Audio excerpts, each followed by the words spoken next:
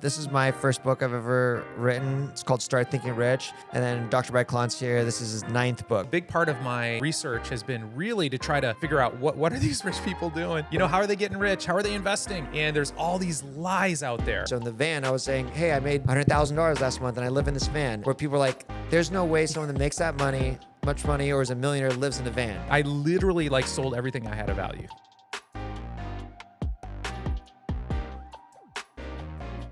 Kicking off the month with Adrian and Dr. Brad.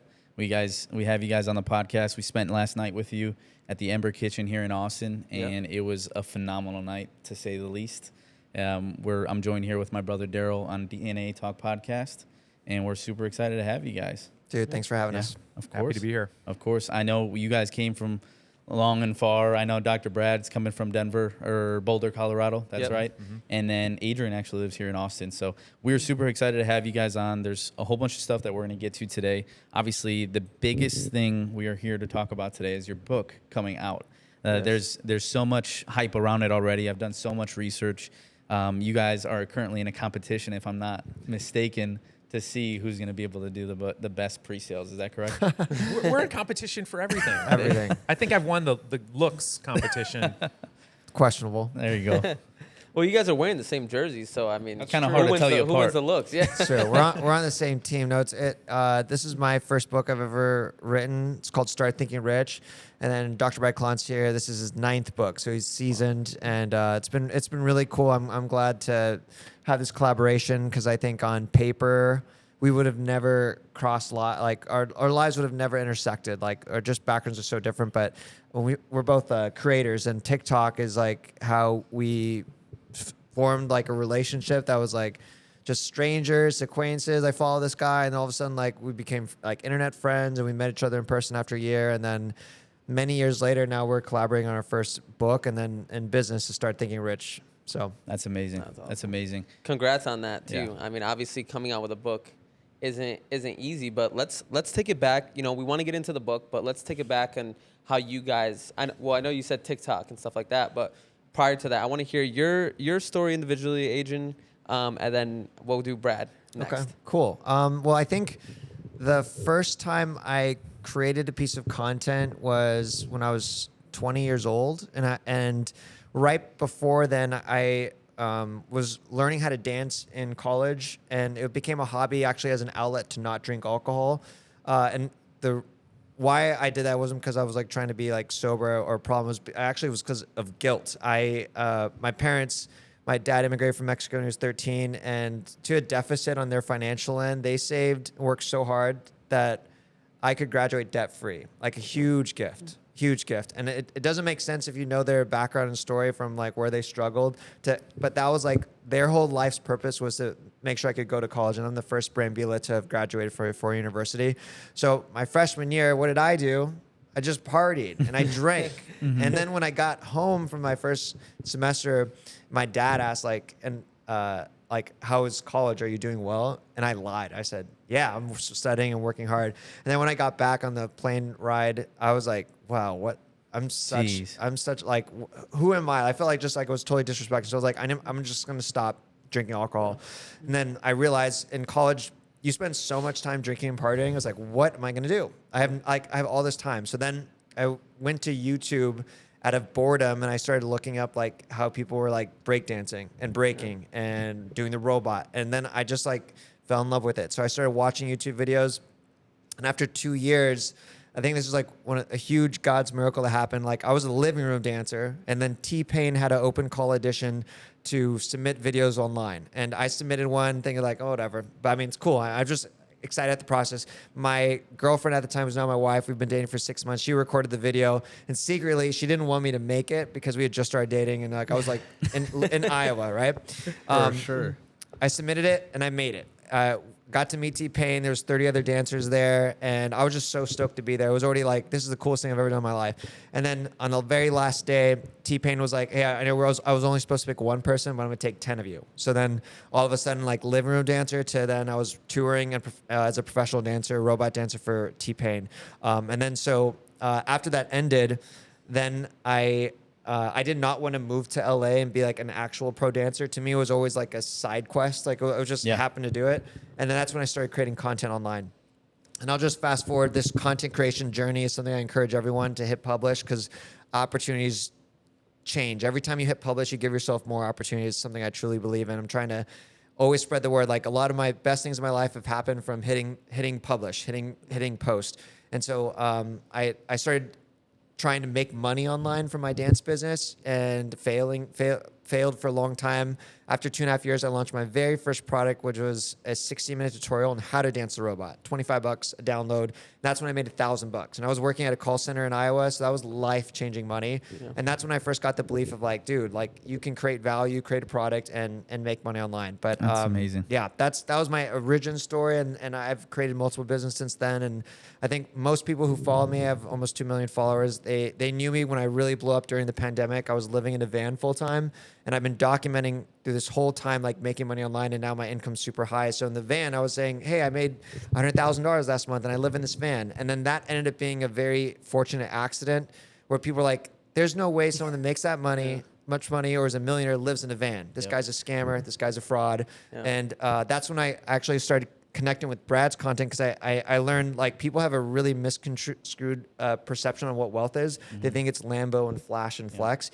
And I was living in a van as a millionaire, and that was like messing with people's psyche of like what wealth means. So then I started making content on finance, was like, yo, wealth is about owning your time. It's about freedom. It has nothing to do with objects. And Brad was saying the same thing. And that's when Brad started popping up my feed, and we started collaborating then. That's great. We're going to get into all of those stories, because there is so much there to dissect. So I'm super excited to do that. But Dr. Brad, give us a brief overview. Yeah, how far you want me to go back? I mean, let's a few generations, or what? Let's go back to, obviously when things started to kick off for you, because the origin story is really what this podcast is about.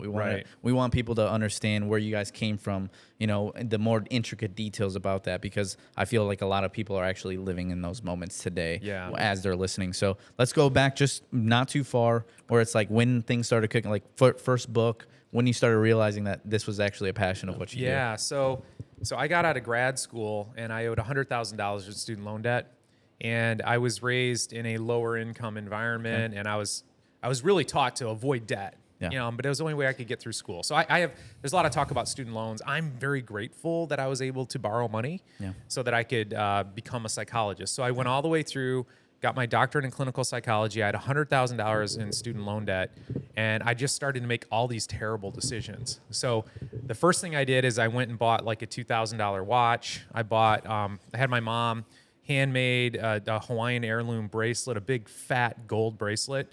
And again, I had a net worth of negative $100,000. And I was like, but I thought this is what you do, And I wanted to show the world I made it. I wanted my mom, who was a single mom for a while, to like show her friends. I wanted them to be like, oh my God, where'd you get that gold bracelet? And well, my son, he's a doctor now. I mean, I felt for all of that. Yeah. I thought that's what people did. And then even worse, I saw a friend of mine make $100,000 in 1 year trading stocks. So he was day trading on margin.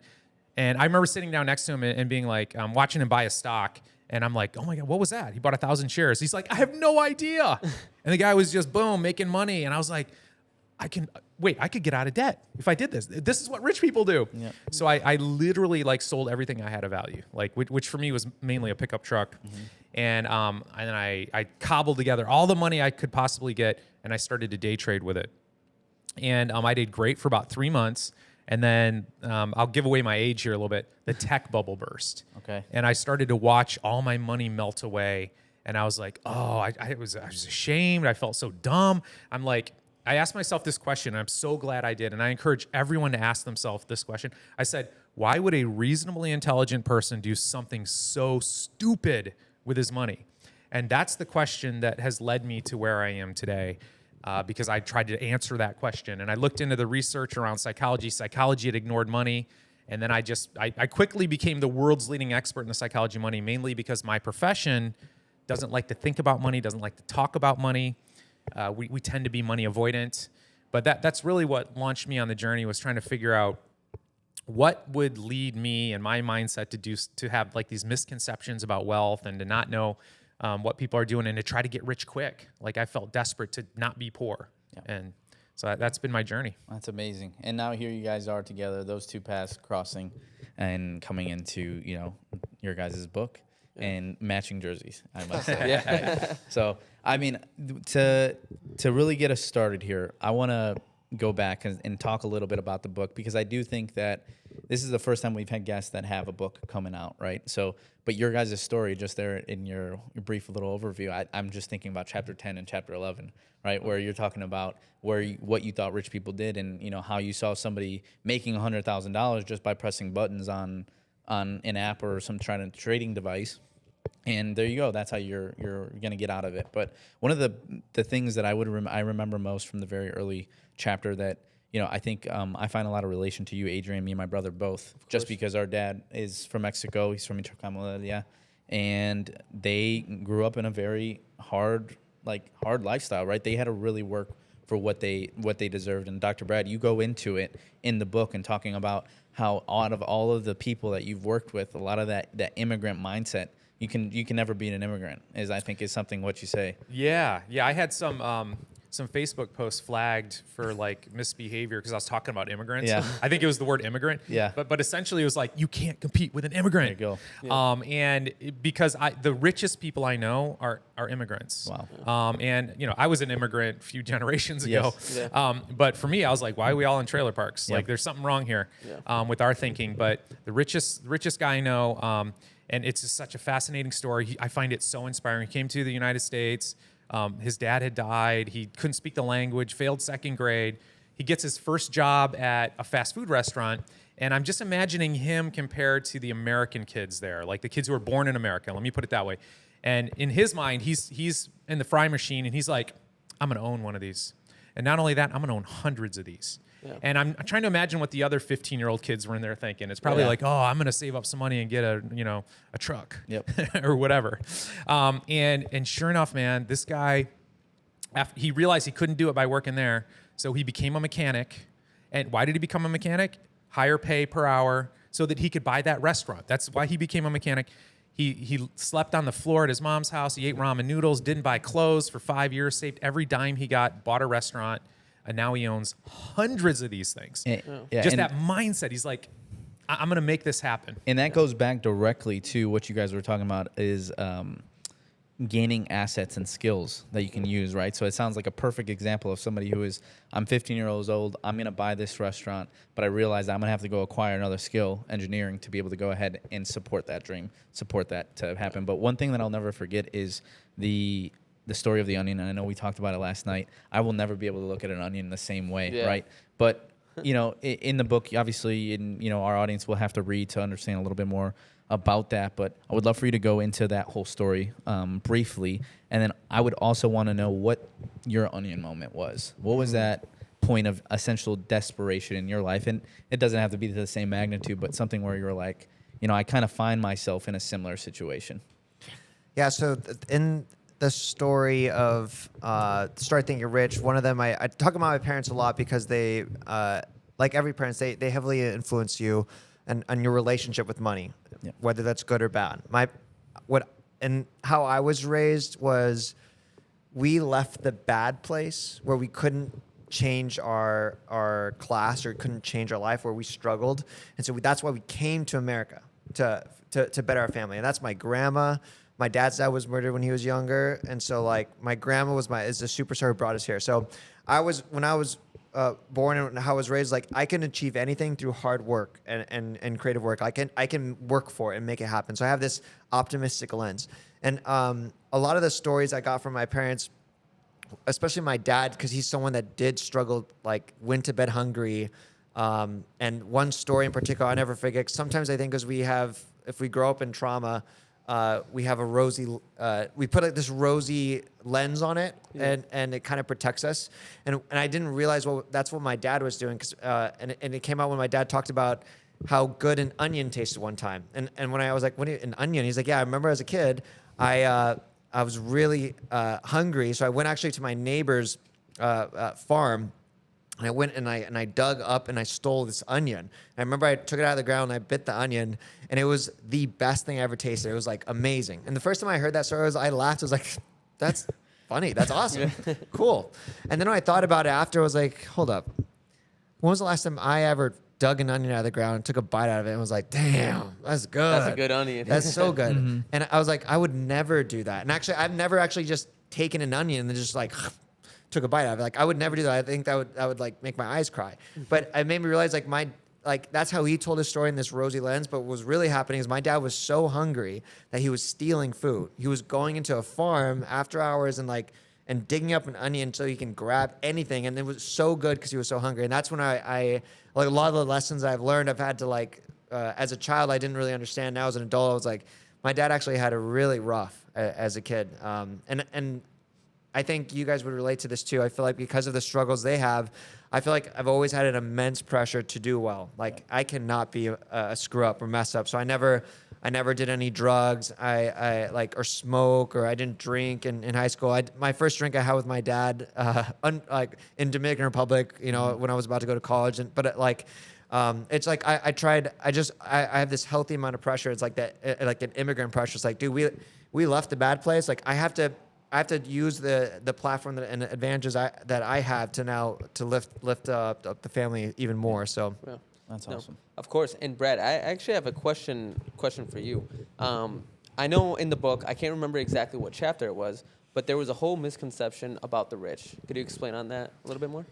Oh yeah, so this is something I had to learn the hard way, and then I have since gone back and I've done studies on it. So I got really curious, even as a little kid, like, you know, why? All right, so first of all, my family, God-fearing, good people, good morals, hardworking, and I'm just looking around and it's like, why are we in trailer parks? You know, like what's going on here? And so I realized that we're not doing it right. There's things we're not thinking right. There's stuff we don't know. And so a big part of my research has been really to try to figure out what are these rich people doing? You know, how are they getting rich? How are they investing? And there's all these lies out there. And so that's what I've discovered. And so, but a lot of my research has been to try to figure out how do they think and how do they behave? Mainly, you know, to try to help my family better our lives, give my kids, you know, a safe neighborhood, good schools. Like, I mean, that was a driving factor for me. But also like, and then my passion has been, and teaming up with Adrian with Start Thinking Rich is like to teach as many people as possible those mindsets and kind of blow some of those myths. So we've in the book, we cover a lot of those, and it's all based on research related to the psychology of wealth. Okay. Yeah, no, and I think that's so insightful to so many people because there's so many, I know at least for us, right? Obviously, as we grew up, our circle is getting tighter and the people that we know. And I think that's the number one thing is to make sure is that the people around you is feeding that information into you. Because we grew up in a household where it wasn't necessarily like, you know, somebody was telling us every single day that, you know, the rich are evil or they only have this because of X, Y, and Z. But it is a misconception I think too many people have why, and that's why they don't think they're able to get to that point of success. And Daryl always had this knack, right? Where it was just growing up, he never really tried. But the one thing that I noticed about my brother is that he really likes nice things. He really does like nice things. Yeah. And more than anything, you know, me and my brother both share the innate need to help others and to just see and help however we can. And my brother did that through tying shoes of friends at school and preschool and, you know, grade school and stuff like that. But he always seemed to have friends that had money. And I never had friends that had money. Yeah. It was like a magnet. I'm like, where are you finding these friends, dude? Because my friends don't have a pool. My friends don't have this. My friends don't have that. But my brother always had this understanding of, you know, coming home being like, wow, we don't have these things, but I know that I'm going to want these things. Well, and something that I was able to relate to that so heavily, and the reason why was because when I was living in Florida in high school, right, we lived in a community that we were the smallest apartment in that community. Everywhere around us, like literally you walk out of the front door, there's a Bentley, there's Ferraris, there's all these things, and I had to ride my bike to school. I'd have to go pick up my mom at midnight from work. She was working 4 jobs. And every single day when I was in high school, I was like, how can they afford this? How could they afford the boat? How could they afford these cars while I'm over here riding my bike to school and my mom's working 4 jobs? And so I think that's something that, you know, from the outside looking in, I was able to relate to, and it definitely, hit a soft spot for me. Yeah. But is there anything else that you would, the people that are listening to this podcast right now currently, they are in that state and they're wondering why. What's one thing that you would tell them to at least, get going, start to take that action? Yeah, so the thing that you're talking about too is you're being exposed to people doing things differently and having a different experience. And I think it's really, really key. Like you sort of, I think it's natural for you, but you have an openness, you have an open mind, and you're realizing that, whoa, maybe I don't have it all figured out. And I think that's a huge barrier for people because they have, we'll do things like based on a confirmation bias. This is sort of, we're digging deep into the psychology here, right? And it's like rich people are greedy, money corrupts people. The only way to get rich is to take advantage of others. This is what I believed as a kid. And I'll tell you why. It sure made us feel a lot better about where we're at, and it's a lot harder to get money than it is to disparage people who have money. And so it's like there's all these shortcuts to make us feel better that then imprison us in terms of a mindset. Because then like if you have the belief that rich people are greedy, money corrupts, by the way, which is one of the money mindsets that in my studies, and we've done 100,000 people we've studied on this, is totally related to lower income, lower net worth. You got to snap out of that mindset or you're going to be stuck forever. And it makes sense. You repel it. You repel money. You sabotage yourself. And the crazy thing about those beliefs is we can find terrible, horrible, rich people who are hurting people all the time. And if that's your belief, you'll see it everywhere. And what you won't see are the people who are living generously. You'll hear a story about Bill Gates, who's going to give away all his money when he dies, or Warren Buffett. And if you have this money avoidance mindset, you'll be like, yeah, well, he's just doing it to avoid taxes, or he's just doing it to hurt people. And so we create this fantasy and this reality. So the first part is saying, look, I'm not happy with where I'm at. I want to move ahead. And then you open your mind to maybe I need to think about things differently. And one of the best hacks we have for that, and Adrian is this in my life around a lot of things. Like I got a growing edge, and Adrian is much more advanced in some of these areas. Like he's teaching me a lot about spending money. Okay. So, we got a masterclass we're releasing, and his section is like how rich people live. Because I still have the anxiety about spending. I still have like, oh God, I don't want to be poor. Like this is sort of in the back of my subconscious. And I'll be honest, I'm not sure if I'm ever going to totally eradicate that because that's what I grew up in.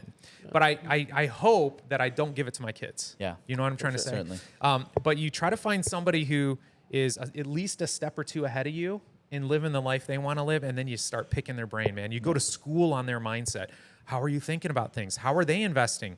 What advice would they give for somebody like you who's starting out? And in every area of your life, like if I want to become a podcaster, I'm calling you guys. I'm going to say, hey, what do I do? What equipment do I buy? How do I come up with good questions? How do I interview people? So it's that lifetime learning hunger and open-mindedness to be taught about things you want to learn. Certainly. For sure. And one of the biggest things that I like that you guys did in the books is that you guys have challenges at each of every single one, right? So if we're outlining what the chapter looks like for the audience that they plan on reading your book, it's going to be a slap in the face with the chapter title. It'll be a warm hug, and then it'll be a challenge at the end. The one thing that I had, I think I told you guys this story briefly, is yesterday we were talking about how me and my brother were at the Omni Hotel. We were sitting down. We were reading your book out loud. And we started to have an audience, right? At the end of the book, at the end of the chapter, we had people come up and be like, hey, what was the name of that book? That was a really good book. And they would ask for the title, and we would give it to them. But we would be talking, and I remember at the end of one of the challenges, my brother had asked me a series of questions. And I remember I recently had just came out of it was a really rough time, thinking about, being an entrepreneur. Nothing goes right all the time, right? And there's just, unfortunately, you can continue to work, get nothing, work, get nothing, and you're just eventually getting that one payday or just that one day that's something that does work, right? And I do see the mindset. I'm just going to show up every single day. I mean, I played baseball my whole life, me and my brother both, so we understand what it's like to fail 7 out of 10 times and still go to the Hall of Fame, right? Rest in peace, Pete Rose, who recently passed. But, stuff like that, I remember he was asking me these questions, and I had answered, whether it was a poor mindset or a rich mindset. One of my answers was a poor mindset. Was it the spending money? It wasn't the spending money. It was the bouncing back after getting hit hard. And I think that I adopted a rich mindset most of my life for that. But recently, it was a poor mindset.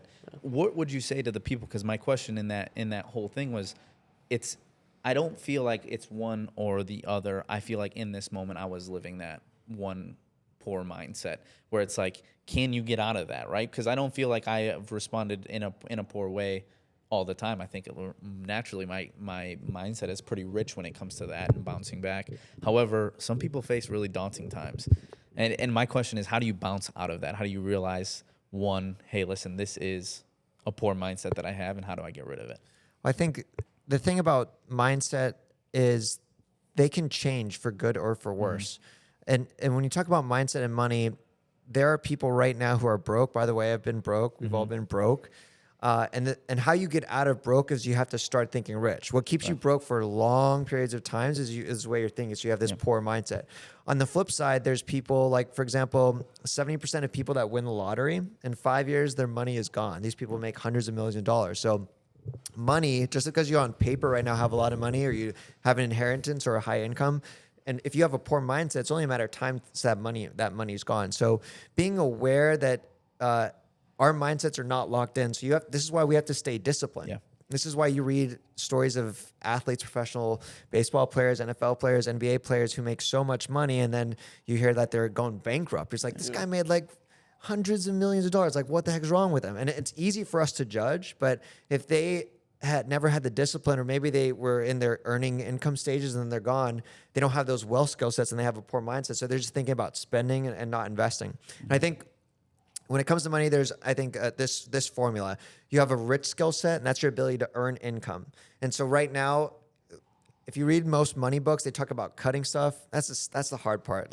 And we talk about in the book too. It's like there's every single money book I've ever read. It's like, don't drink a latte every day, and then that $5 you invest and it compounds. It's true, but that's not the fun part. Like, we want to still live our life, but at one point you have to realize that there are ways you can increase your income, and a lot of the skill sets today I think are great. You can learn from YouTube and ways to increase your value, but you can't just earn your way to financial freedom. 50% of people that make six figures live paycheck to paycheck. Yeah. So it's more than just earning. And on the wealth side, you have your ability to save. And this is something I got really great from my parents, probably you guys too, I would assume. Just Mexican culture is like, they're actually, for the most part, really good savers. Yes. So it's like, work really hard, save the money. One aspect of that I didn't get from my parents was like how the next part and the last part is invest. Yeah. And I had to kind of figure that out on my own and ask questions. So it's like, it's all those three things. You have to be able to earn an income and keep increasing your income. You have to always be able to save. And even as you increase your income, this is the hardest part for, I think, the youth today, is that as soon as you get a raise or a bonus, what do? You're like, oh, now I can get a nicer car. Yeah. Now I can get a nicer rent. Yeah. Now I can start going out and celebrate. And so you're just increasing your cost of living. So you're actually never saving. And then today you can't just save your way to millions. Like, it's impossible. Like, interest rates are usually pretty crappy over the long run. And investing also is where people lose it. You could have a really high income, you could save, and then you're like, yo, there's this ape NFT. I put all my money in, and then it's all gone. So it's like, that is discipline. And I don't care how much money you make, you will always have to be sharp on all those things. So there's going to be times in my life where I might have one of those is not working. I might have a flip. I'm human. I'm not perfect. Even though we created the book, like, we're all human. So it's about having awareness and discipline. And so the fact, if you're explaining that you recognize, I think that's the thing that most people don't recognize, that they actually have a poor mindset, and they have assumptions that the way they think is correct. And Brad and I talk about this all the time. Like, right now, example you see, I think, trending, I feel like in the last couple of years, is college worth it? And so anytime we hear a stat like that, I'm always like, and Brad's the same, is like, I don't know. Is it true? Like, even though we have our opinions, like, we're always like willing to consider like what is the right thing. And that's a rich mindset to know, like, hey, we don't know it all. We have to make, we have to continue to learn and assume that we could be wrong. And by the way, Brad, you could probably say the stat. What is college worth it? We gotta let the people know. Yeah, well, I mean, Elon Musk says it isn't, but I guarantee you he's sending his kids to college. So I mean, but to Adrian's point, it's like, I don't know, is it? Like, every time I see stuff like that, and then the latest one is like marriage. Like, there's this dark hole, this dark manhole. Have you guys seen this stuff? women, they're bad. They're gonna take all your money. Yeah. Stay away I've from seen these that. women. And like literally, I'm go. Is that true? Are like women taking away all men's money? So I go research, and I'm like, oh dang. Well, just so you know, the average between the ages of 25 and 35, married couples have 10x the net worth of single people. Wow. So anyway, so I was like, whoa, okay, apparently it's marriage is good for you financially, and so is college. Like the average college grad right now makes $1.2 million over the course of their life. And you say, oh, that's an old stat. Well, actually, they run the weekly numbers. So they literally say, how much money are people making this week based on these numbers? But we dive into the book. We give you like the 10 majors that are just a terrible investment, that you will lose money. But college is worth it in general. So it's just being open-minded to that sort of thing. And even though I'm an expert and Adrian's an expert in this, we welcome you guys saying, dude, you're wrong. Yeah. I get really excited because I know I'm the biggest problem for my own limitations in life. And that is one of the rich mindsets that we have discovered in decades of psychological research. The most successful people in school, in business, net worth, happiness in general, have what we call in psychology an internal locus of control. Correct. So locus of control is basically the location that you attribute control in your life. So like, let's say that I'm making 50 grand a year, and then what I want to be making is 200 grand a year. Whose fault is that? A rich mindset says, well, it's clearly my fault. And it's empowering. Yeah. It's like, well, if it's my fault, then I can find the solutions. A poor mindset says it's my boss's fault, it's society's fault, it's the game is rigged, whatever. And I mean, look, by the way, you can find all sorts of reasons why your boss is a jerk and why things are unfair. The problem is none of that's going to help you, and none of that's going to help you rise up. Because that's the external. That's the external, and it's so like seductive, and it's so dangerous because it's so emotionally gratifying. I'll tell you right now, like. I'm going to go home after this trip, and my wife, I got 2 kids. She's going to start getting grouchy with me. I'm going to tell you right now, she's going to be tired. And what I want to do in that moment is say, oh my gosh, look at her mistreating me. Doesn't she know I'm out here hustling for us? Yeah. Where's the appreciation? Where's the love? What's wrong with you? And I'll tell you, that mindset is a sure path to misery, And what's really empowering for me is when I come home, my wife's irritated. If I blame myself, if I say, okay, so it's clearly my fault. By the way, she loves it when I blame myself. But for me, it's really empowering because then I can be like, okay, well, what can I do? What can I do to show up and show her that I care and show her that she's meaningful to me? And guess what? You do that immediately. It's amazing. Your wife transforms into this beautiful woman that you fell in love with. It's amazing. And that's all within my mindset, within my control. And so that's why that locus of control, happier marriage, more money, and more success. That's great. And one of the things that you guys talk about, which I do think directly correlates to this in the chapter title, I'm going to butcher it, but stop hanging out with your poor friends. And get rid of your poor friends. That is a big one, right? Because you're talking about all these great things, and I sat here and I told you where out of those questions, I believe one of my mindsets was poor in that regard, and I had a community, a support system in my brother who was able to be like, hold up, I get it, thanks for sharing, but this is why that's not the case, and this is what we're going to do to get out of it. Mm-hmm. So that you guys talk about in the book is the difference between poor and broke. Mm-hmm. Those are two very separate, right? Poor is being the mindset, broke being the current state that you're in. Is that correct? Yeah, and it's the chapter title is if you want to get rich, you have to get rid of your poor friends. Again, that's like the shocking awe, and that's what the one we probably got the most controversial comments. I remember when I posted on Facebook, it had thousands of comments. And again, at surface value, like we just changed it a line of wisdom that's as old as age that says you're the average of the 5 people you surround yourself by. It's the same exact thing. And again, we also clarify, like when we talk about poor, when we say poor person, we're not talking about money, we're talking about way of thinking. Same when we talk about rich. Like and there are people who are broke that have a rich mindset, and give them time and they're going to be climbing up. So when you are hanging out with friends and if they're all just making minimum wage or living paycheck to paycheck. And I feel like this is how the language sounds, because I remember it. It's like, yo, Friday's coming up. It's payday. Like, they're like looking forward to it. Yeah. And like, hey, what are we going to do? We got to hit the clubs. We got to go. Like, let's go out. Yeah.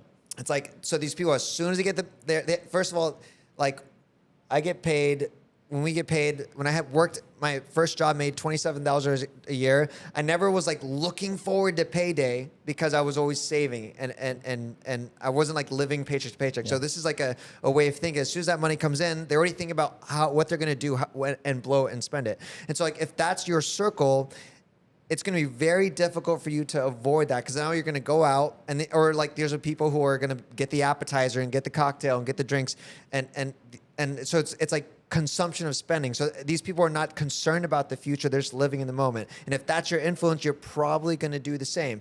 And if let's add a zero to that. So I was making $27,000 a year. Now let's say you've leveled up and all your friends are making $270,000 a year.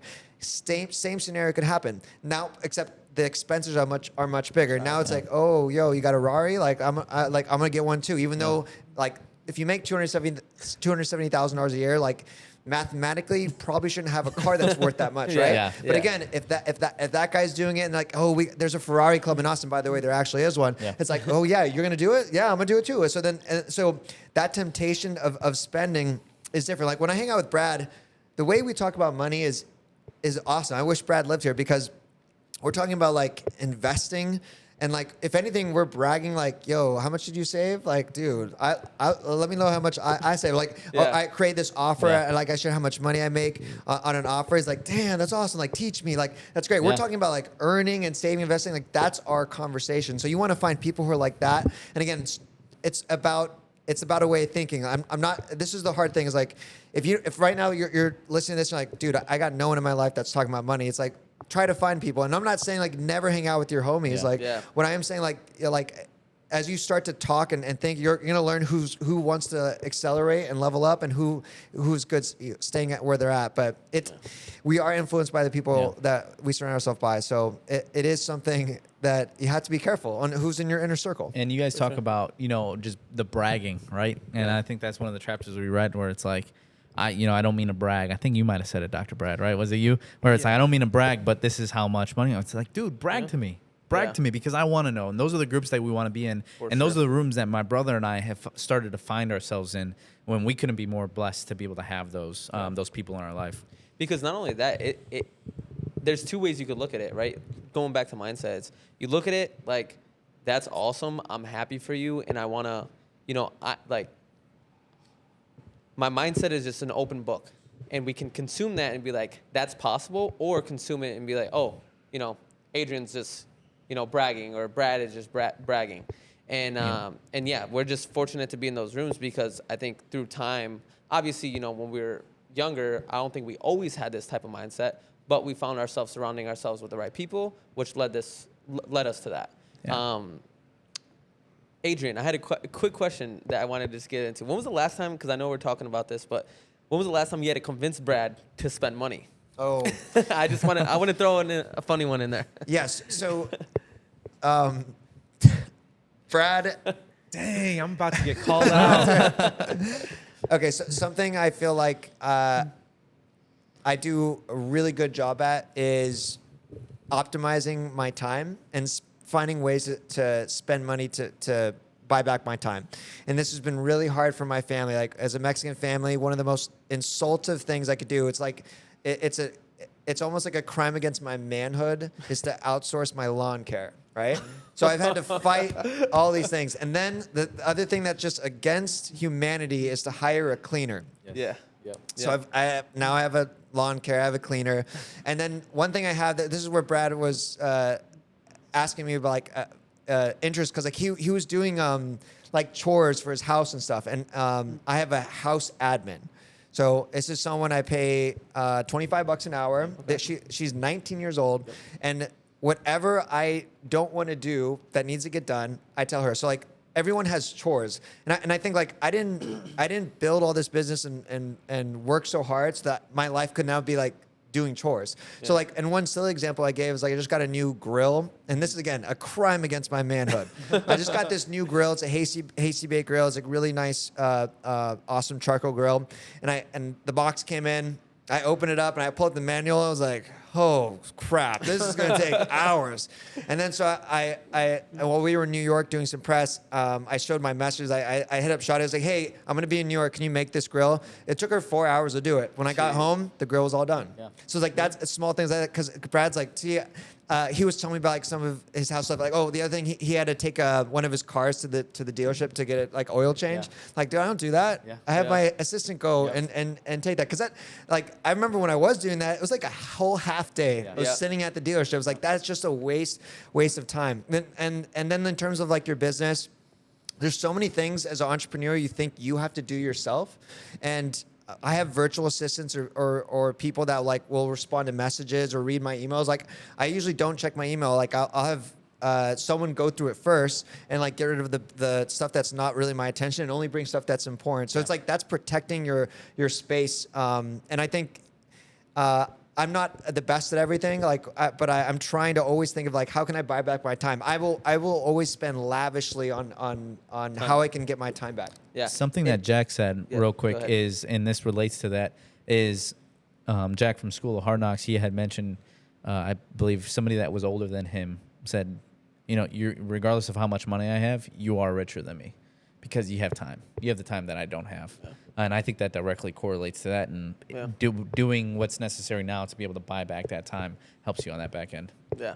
And how do you know you're at that point where you can do that, right? Because I know we're talking about financials as well. How do you know it's time to hire somebody, right, to do your laundry or to wash the dishes? I think that's a perfect question for Dr. Brad, right? Yeah.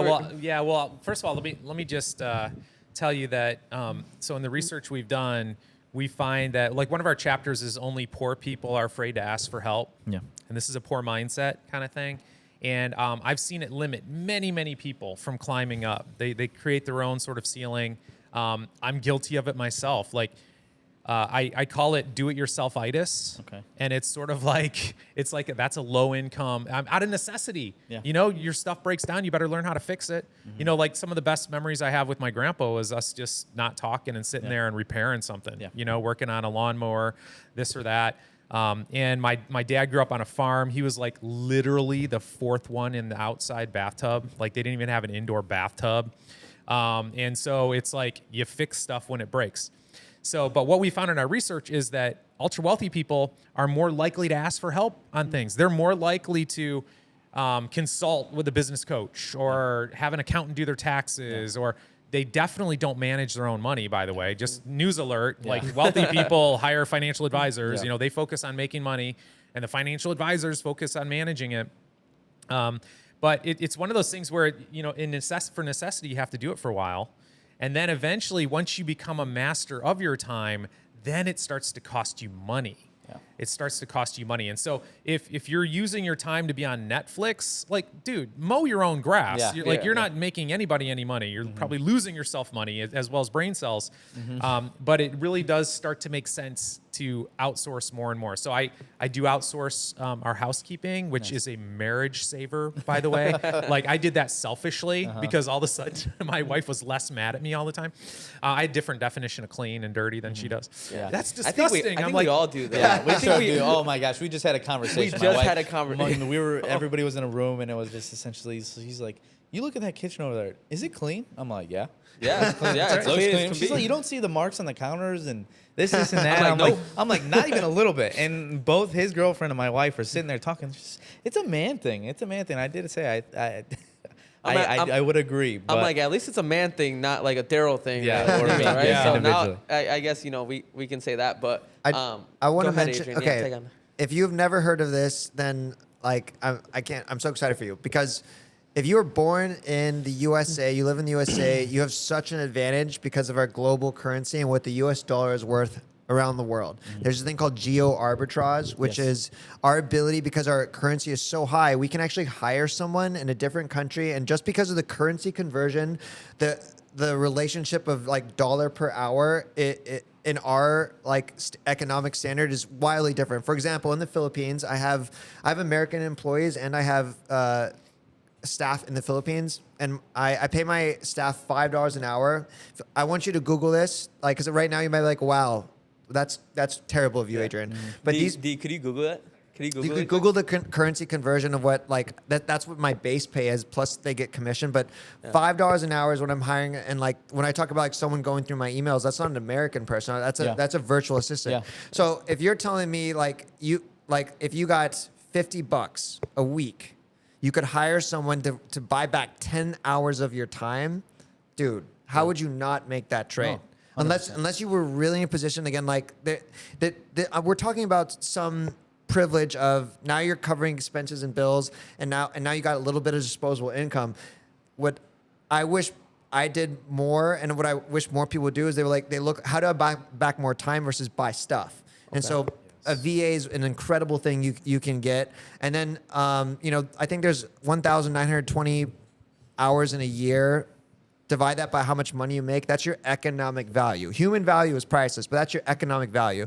So if you do that math equation, and let's say it says, oh, my economic value is worth $40 an hour, I can hire someone at $15 an hour to do my lawn care. That's the trade too, right? Yeah.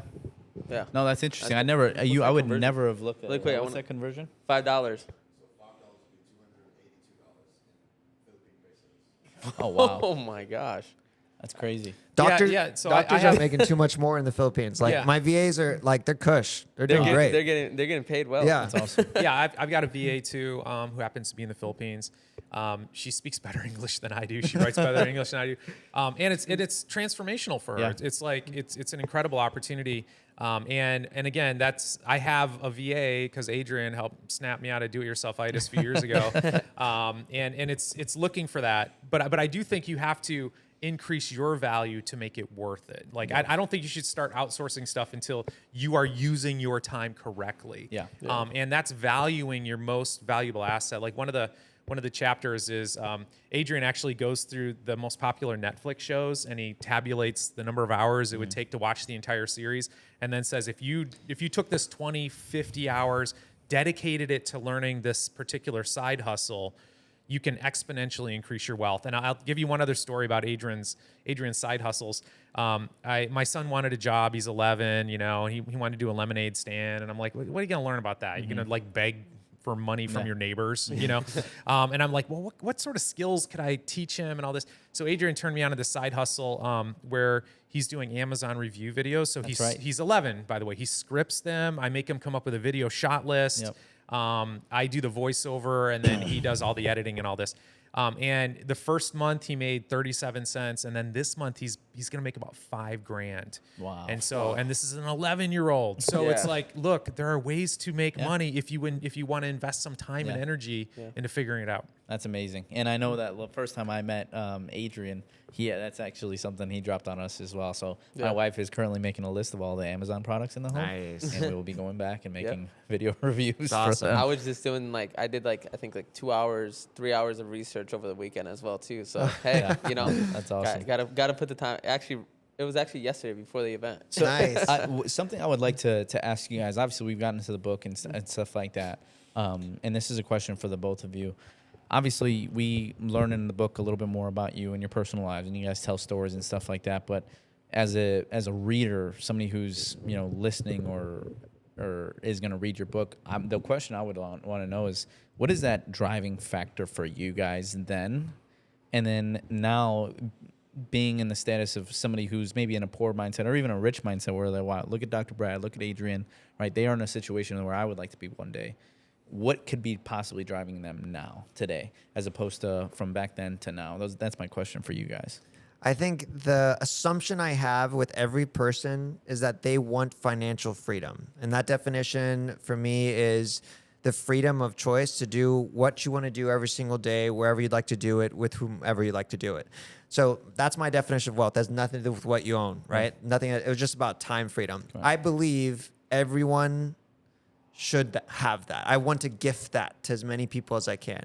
So the reason why, as people that have financial freedom to continue to make content and create this book is because now that I have the freedom, I've decided, what do I want to do? I want to make an impact. And I think this book, whoever reads it, it's going to make a huge impact in your life. So to me, one of my favorite things I get to look forward to every single day is I wake up to messages, emails, DMs of people saying, Adrian, I watched your class, or I took this lesson. from you, and they're telling me like how I've helped change their life, and I take very small credit, but the fact that I'm playing a small role in so many people's lives that are now like I have person just comes among mine because I just talked to them yesterday. Her name's Stephanie Kim, domestic abuse survivor. I flew her out to Austin for an event, and she's now like working for me as a moderator, but she doesn't need the money because she actually went from like 0 to like 40 grand in a month. And she's like one person who like, she messaged me all the time. I have another girl, and her name's Morgan Rainey, Cajun Ventures. You can look up online. They're super big. And she sends me a message like every 2 weeks. It's like, hey, Adrian, and this is like years after she took my program. She's like, hey, Adrian, and it's a screenshot of like, I made $20,000 this week. And she's like, I just want to let you know, like you impacted my life, and I'm still making money from what you taught me. So it's like, to me, that's like so cool. So I love, that's like proof that the pursuit of like creating content is helping people. And I think that's why I'm going to keep doing that as long as I live. Amazing. Oh, that's terrific. Yeah, I mean, for me, it's like I didn't have anyone that I could ask any of these questions to. I didn't know any rich people. The attitude I had towards them, where they were somehow bad or evil. And so I basically, this book is so important to me for several reasons. Number one, it's the manual I wish I had when I was in my 20s, when I was in my 30s. Like, I wish I had this manual, just so I didn't have to go down all these false rabbit holes. And over the years, I've done the psychological research and the studies to try to understand the mindset. But I also own an asset management company now. We manage close to $1 billion. Ultra wealthy people, and so I work with those people and I help them. They don't really need my help. You know what I mean? Like, my passion is honestly, there's no money in books, guys. Hate to say it. It's a passion project, and I worked in low income high schools for like 20 years. And the way that we wrote this book was, when no one was looking, I'd go shut the door, and I'd shut it so no one out there heard what I was saying, and then I would just give it to them straight. And those are the people I want in my life. I want the people, like, when I'm complaining about my wife, I want my friends to go, oh wow, that's rough. What are you gonna do about it? Yeah. That's what I want them to say. That's right. Like, a little bit of a hug, but then a slap. Like, come on, man, what are you gonna do? What are you gonna do about your life? You're not happy with this? Well, what are you gonna do about it? And I find that so inspiring. And so that's sort of the inspiration that I wanted to give to people, and just give it to them straight. Like, as I would say, if I loved you and you were my friend, like, there's stuff that, as a professional, I got to be careful that we weren't careful in this book, man. We were just like, I'm going to pretend like I love you. I'm going to pretend like you're my son. Like, this is what I tell my son. He's like, Dad, I suck at baseball. I'm like, dude, yeah, you suck. You've been playing for a month. Of course you suck. By the way, you suck at everything. And how do we not suck? Well, it's going to require some practice. Do you want to do that? So, I mean, that's kind of the attitude. But it really, for me, my life's mission is to help bring hope and healing to the world. And I see money is the biggest source of stress in people's lives. It's the reason why people get divorced. It's the reason why people live in misery and live in unsafe neighborhoods and all that. And so I feel like this is a great way for me to try to make that impact. And I feel like it's very clear that when both of you guys speak, God uses you as a vessel and to speak to millions of people. And I really do want to let you guys know that when I speak and when I hear you guys speak, I really truly believe that there is a God sent message that is being sent through you guys. And I want to know what your faith is like during times like these, where you're doing this passion project. How much of your faith has been an inspiration for what you do now and what you plan to do in the future? I feel like I think about the time freedom that I have now, and I feel like I have to do something impactful with it. And I feel like I always wish I had the freedom to make impact, but when you're struggling, you don't get the opportunity to think about how you can help others. There's amazing people that get the opportunity. I'm just being super transparent. Like with my faith, I just thought of like myself and my relationship with God and stuff, and like I didn't think like, how can I also help people? So like my content I feel like in my newsletter, that's like where I do like really deep dive in my content. There's Christian undertone. I don't like pushing people's face, but like I am a Christian. If all my followers that really know me, they know I'm a Christian. And I feel like right now I just am always just wondering if I'm spending my time in the best way. And I feel like my message is to use my time and to make an impact with people as best I can. But I feel like I hope I always have that mindset because I think a balance of wealth and making money is to make sure you don't get corrupted by it too. Yeah. But that's why we mentioned earlier, like you have to always stay disciplined. You have to always stay disciplined. Like there's always shiny objects. There's always sin around the corner. So you have to really always have faith guide you and stay disciplined because at all levels it can take over. Yeah.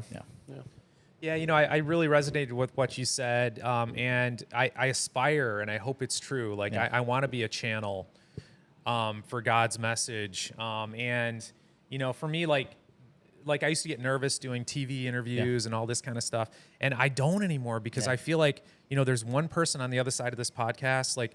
You may be feeling like you're talking to thousands of people, but there's one person, they're driving in their car right now. They're out for a jog. They've got, their earbud in and they're listening to this. And it's like, I just want that person to feel like there's hope and I want to feel like there's purpose. And, for me personally, like, I'll just say it, Jesus Christ, like the best role model ever. And I've studied his life extensively. Mm-hmm. And, our entire book is not about trying to shame people at all. It's about love. And some of that love is tough. But I just feel like, financial prosperity, like I truly believe God wants you to be rich. He wants you to be healthy. He wants you to be happy. And he wants all of it. And I want you to have it too. And I feel like it solves so many problems. And I just want people to have access to that because I truly believe that there's enough for everybody. Yeah. I don't believe there's only enough, God is only going to love a certain number of people or there's only a certain amount of money. Like literally our government is cranking out money right now. Mm-hmm. Yeah. They're just spinning it out, you know? So I feel like I really do believe in the concept of abundance and like you becoming more abundant just helps everyone else become more abundant. Yes. Like, think about this. Like, do you really want to leave all the money in all the evil people's hands? Is that the goal here? No. Is that the plan? No, I want people who care about others, who are God-fearing. That's who I want to have the money. So I want you to have the money. Yeah, that's right. That's awesome. Yeah, that's great question you asked right there. Let's start diving into the tail end of this podcast. We have a couple questions, or before I get into the final couple questions, that do you have anything else you want to add? No, nothing that's pressing. I think we covered Adrian, it. And I think Brad, anything else? There's a great chapter in the book that talks about God and if He wants you to be rich or poor, which I'm super excited for the listeners and potential readers to read about because I do think that it touches on that topic, and a lot of people want to read just one side of it. Right. And, it's living in abundance. And then the other people read the other side where rich people are bad and then it's harder for them to get into heaven. And I think that there is a very big misconception, right? You talked about, studying the word and the scripture extensively. A lot of people want to just read the verse and then go on with their life. And they believe that for the rest of their life without fully reading one verse and then seeing how the other one ties. Yeah, we can dive into it too. Like, let's do it. Like the chapter around, the verse around, it's easier for a camel to go through the eye of a needle than a rich man to get into heaven. And I'll tell you, when I saw that as a kid, I was like thinking like a little knitting needle. And I'm like, there's no way a camel's getting through a needle. But then I later studied the actual scripture, and you dive deep. And the eye of the needle was a pass that the camels had to kind of get down on their knees and crawl through. Okay, so it took a lot of work. It was laborious. It was certainly not impossible.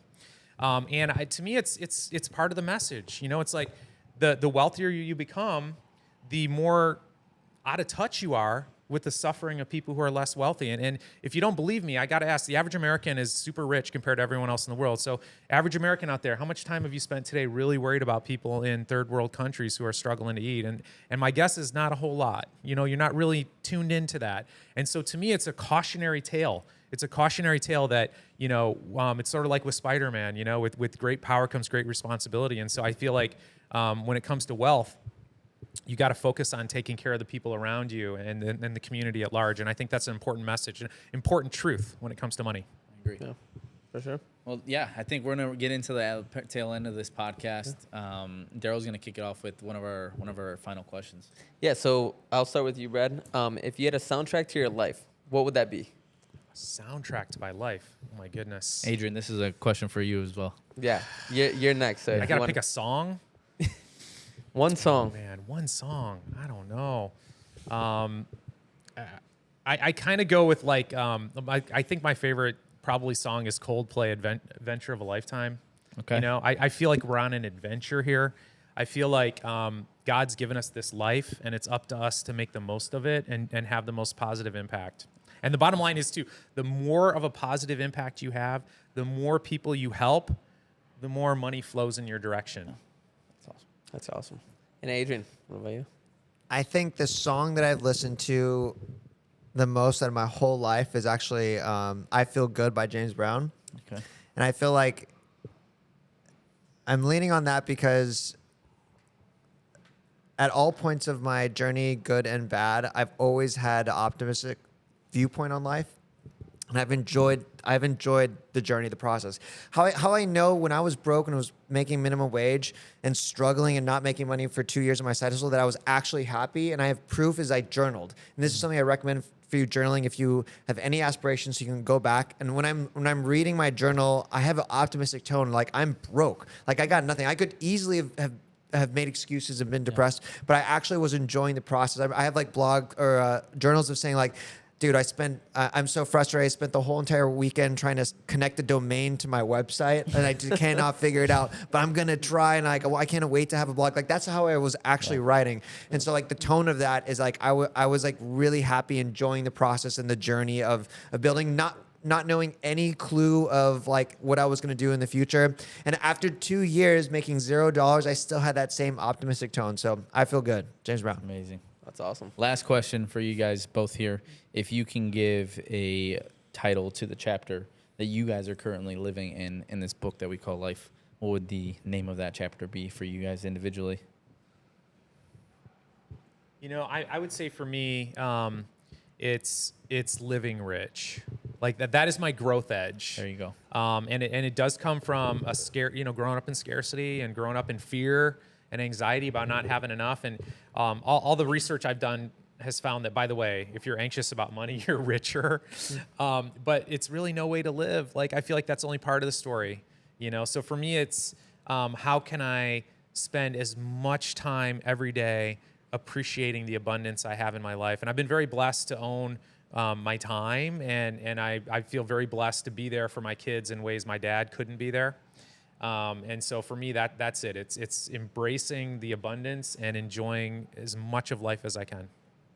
Yeah, same for me. The very last chapter, being rich is awesome, was like one of the chapter titles that we went. And I feel like we wanted to end the book with like a positive tone and encouragement. Like, you should want to be rich. And by the way, when I say rich, again, I'm still not talking about money. Yeah. I'm actually talking about a way of thinking. Yeah. So this rich way of thinking, I think, is something we want to pass on to other people. And whether you have a lot of money or no money, like thinking rich, optimistically, enjoying the journey that you're on, it's just, that's the best way, I think, to live your life, no matter where you're at. Just enjoy the process each day. And then once you have the income, once you have the money, enjoying that too. Like, always just trying to enjoy. It's funny that sometimes we have to like say how can I enjoy our lives? Because sometimes we can be stuck in the grind and hustling. Sometimes we can be like depressed by not hitting whatever goal you want to hit.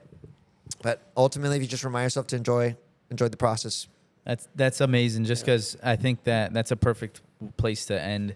And understanding that this whole book is how to think rich isn't about, I know you guys labeled it a money book, right? And I know I think it was number 3 bestseller on Amazon right now, pre-sale in the money books, but this is a life book, right? You talked about it and you referenced it to your wife, right? Me being married, I understand 8 years together, 1 year married, you know, there are trials and tribulations that come along with marriage.